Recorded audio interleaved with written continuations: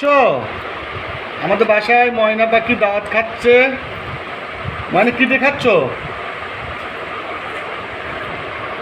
আরো দুইজন আছে। এটা হলো মেঘাপুরি। মেঘাপুরি কি দেখাচ্ছিস? খিচুড়ি আর ডিম ভাজি। মজা, হেভি পিকনিক না? সেখান থেকে দেখে মুখ দেখো না, দেখো না, দেখো না, করছিস না, দাও